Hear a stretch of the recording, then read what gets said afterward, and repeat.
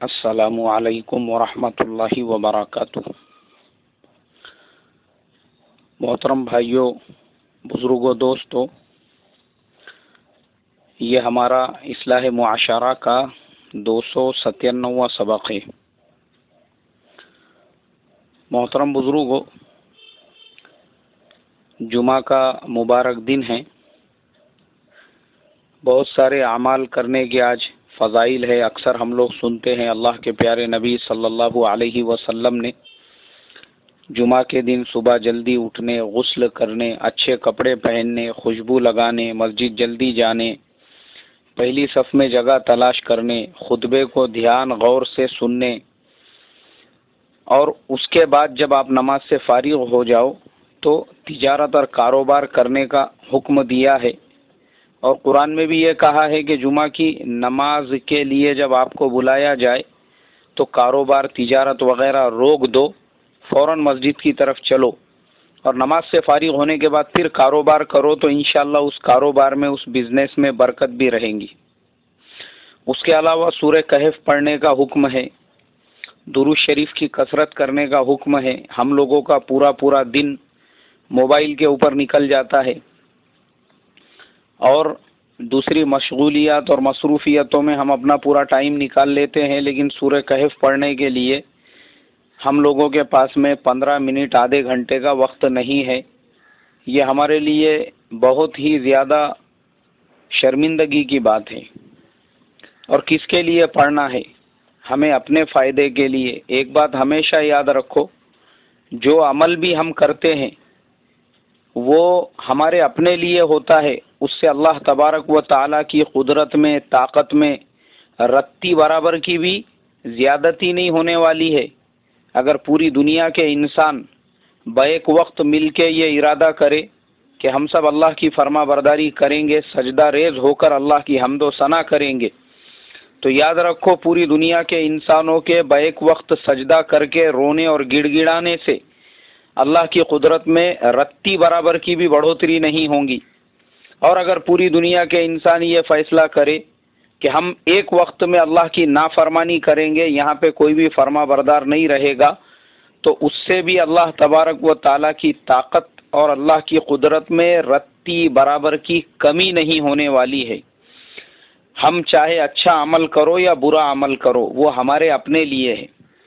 اور یاد رکھو، یہ جو اعمال ہم لوگ کرتے ہیں نا، اس کو بنیے کے جیسا ہم نہ کریں۔ بنیے کے جیسا، بنیا ٹائپ کے اعمال کیسے ہوتے ہیں کہ یہ پڑھوں گا تو اتنی لاکھ نیکیاں ملیں گی، اور یہ پڑھوں گا تو اس کے اوپر اتنے سال کا ثواب ملے گا، اور یہ عمل کروں گا تو اس کے اوپر مجھے یہ فائدہ ہوگا۔ ہم اپنے دل میں صرف یہ نیت رکھیں کہ میرا یہ عمل اللہ کی رضا اور اللہ کی خوشی کے لیے ہے۔ اللہ کی رضا کے لیے، اگر اللہ راضی ہو گیا تو یہ گنتی جو ہے، یہ فگر، یہ آنکڑے جو ہے نا، اس کی کوئی حقیقت اور کوئی حیثیت نہیں ہے۔ اور اگر اللہ ناراض ہے تو آپ پہاڑوں کے جیسے اعمال بھی اگر کر رہے ہیں، اور اگر آپ گنتی لگا رہے ہیں بنیے کے جیسا کیلکولیشن کے اتنے لاکھ نیکیاں ملیں گی اور اتنے کروڑ نیکیاں ملیں گی اور اتنے سال کا ثواب ملے گا، تو پھر اللہ کی ناراضگی کے سامنے ہیچ ہے یہ تمام چیزیں۔ تو ہماری ہر عمل کے وقت میں نیت یہ ہو کہ بھائی میرا اللہ مجھ سے راضی ہو جائے، اور اس کا بہترین طریقہ ہے ہم اپنے نفس کو ٹٹولے کہ بھائی میرا جو نفس ہے وہ عمل کس کے لیے کر رہا ہے؟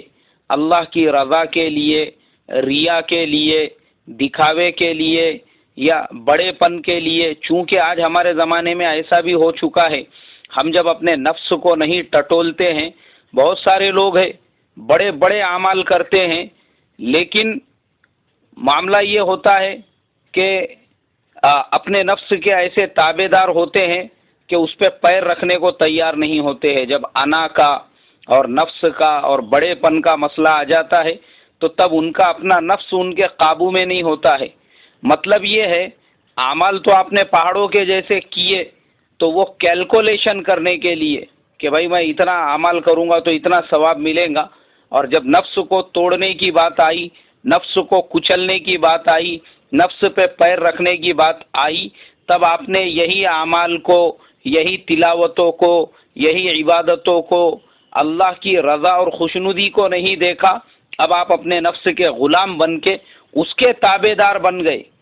تو یہ تابع داری کسی کام کی نہیں۔ تو یاد رکھو، ہم چاہے کسی کنڈیشن میں، کسی حال میں، کیسی بھی ہم زندگی گزارتے ہو، اللہ تبارک و تعالیٰ نہ ہماری شکلوں کو دیکھتا ہے، نہ ہماری صورتوں کو دیکھتا ہے، وہ ہمارے اندر کے نیتوں کو دیکھتا ہے، ہمارے نفس پہ ہمارا کتنا کنٹرول ہے، ہم اس کے قابو میں ہیں یا اس کو ہم نے اپنے قابو میں رکھا ہوا ہے۔ تو اس لیے محترم بزرگوں، نفس کو اپنے قابو میں رکھنا ہم سیکھے۔ اور نفس کب قابو میں آئے گا؟ جب انسان ہر عمل کرتے وقت میں آنکھیں بند کر کے یہ سوچے کہ میرا اللہ مجھے دیکھ رہا ہے، میرا یہ عمل اللہ کی رضا کے لیے ہے یا اپنے نفس کے لیے ہے۔ نفس کے لیے ہے تو کوئی فائدہ نہیں ہے، اور اگر اللہ کی رضا ہوگی، اللہ کی خوشنودی ہوگی، تو وہی آپ کا عمل آپ کو دنیا آخرت دونوں جہانوں میں کامیاب کرے گا۔ تو اعمال ہم ایسے کریں، بنیا ٹائپ والے اعمال نہ کریں۔ میں مانتا ہوں اللہ کے پیارے نبی صلی اللہ علیہ وسلم نے اپنی احادیث میں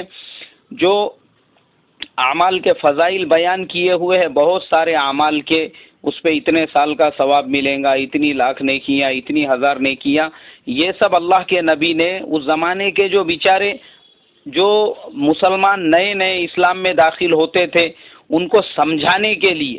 اسی لیے آپ دیکھیں گے قرآن پاک میں جو مثالیں اللہ تبارک و تعالیٰ نے دی، زیادہ بڑی بڑی مثالیں نہیں ہیں، قرآن میں ایک دم عام فہم چھوٹی چھوٹی مثالیں ہیں۔ افلا ينظرون الى الابل کیف خلقت، اللہ تبارک و تعالیٰ نے ایک دم ہائی فائی مثالیں نہیں دی، عام مثالیں جو ان لوگوں کی نظروں کے سامنے چیزیں ہوا کرتی تھی۔ ان سے کہا کہ ارے دیکھو یہ اونٹ، اب اونٹ کی مثال کیوں دی؟ اس لیے کہ اونٹ کے ساتھ میں ان کا رات دن کا اٹھنا بیٹھنا تھا، اللہ نے اونٹ کے ذریعے سے ان کو دین سمجھایا، اللہ تبارک و تعالیٰ نے اپنی طاقت کو، اپنی قدرت کو سمجھایا، کہا کہ تم کو ادھر ادھر زیادہ دیکھنے کی ضرورت نہیں، چلو اونٹ سے ہی تم عبرت حاصل کر لو۔ وَإِلَى السَّمَاءِ كَيْفَ رُفِعَتْ، آسمان تم کو 24 گھنٹے نظر آ رہا ہے، اس کے اندر اللہ تبارک و تعالیٰ نے اپنی قدرت کا جلوہ ان کو سمجھانے کے لیے مثال دے دی۔ وَإِلَى الْجِبَالِ كَيْفَ نُصِبَتْ وَإِلَى الْأَرْضِ كَيْفَ سُطِحَتْ، موٹی موٹی مثالیں، اونٹ کی مثال، پہاڑ کی مثال، آسمان کی مثال۔ تو یہ جو مثالیں ان لوگوں کو دی تھی، اس لیے کہ یہ تمام چیزیں ان کی نظروں کے سامنے تھی اور ان کے دماغ میں اچھی طرح سے بیٹھ سکے۔ ایسے ہی اللہ کے پیارے نبی صلی اللہ علیہ وسلم کی مبارک احادیث میں وہ جو سال اور دنوں اور جو فگرز ہے اتنے لاکھ اور اتنی کروڑ نیکیوں کے، وہ ہمارے دلوں میں عظمت بٹھانے کے لیے اور ہم کو سمجھانے کے لیے کہ بھائی ایک اتنا بڑا ثواب اس کے اوپر ملے گا۔ لیکن اصل جو چیز ہے میرے محترم بزرگوں، اس کے بتانے کا بھی اور یہ سمجھانے کا بھی کہ ہمارے دلوں کے اندر اللہ تبارک و تعالیٰ کی رضا کے لیے عمل کرنے کا ذوق اور شوق پیدا ہو، اس کے لیے یہ سمجھایا گیا کہ اصل تو یہ چیز ہمارے اندر پیدا ہو کہ میرا اللہ مجھ سے کتنا راضی ہے اور میں میرے عمل سے اللہ کو کتنا راضی کر رہا ہوں۔ تو ہم اللہ کو راضی کرنے کی نیت سے اعمال کریں۔ یہ نیت سے اگر ہم صبح جلدی اٹھ رہے ہیں، غسل کر رہے ہیں اور مسجد میں جا رہے ہیں اور شوق میں ذوق میں کہ میرے پیارے آقا صلی اللہ علیہ وسلم کا فرمان ہے،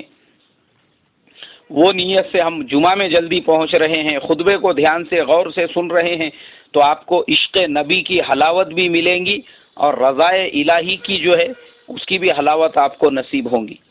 دونوں طرح سے آپ کو اللہ تبارک و تعالیٰ اپنی ان نعمتوں سے نوازیں گا، اور جس کو یہ چیزیں مل گئی اس کے بعد میں پھر اس کے لیے اپنے نفس کو قابو میں کرنا، بڑا پن، چھوٹا پن اور یہ گنتی اور فگر، یہ سب چیزیں اس کے لیے کوئی معنی نہیں رکھتی ہے۔ بس اللہ تبارک و تعالیٰ سے یہی دعا کروں گا اس جمعہ کے مبارک دن میں زیادہ سے زیادہ ہم تمام لوگوں کو اس کی رضا والے اعمال کرنے والا بنائیں اور اس سے مانگنے والا بنائیں، اور ہم تمام کو سورہ کہف کی تلاوت اور درود شریف کے اہتمام کی بھی توفیق عطا فرمائیں، اور ہم تمام کو اپنی رضا اللہ تبارک و تعالیٰ نصیب فرمائیں۔ السلام علیکم ورحمۃ اللہ وبرکاتہ۔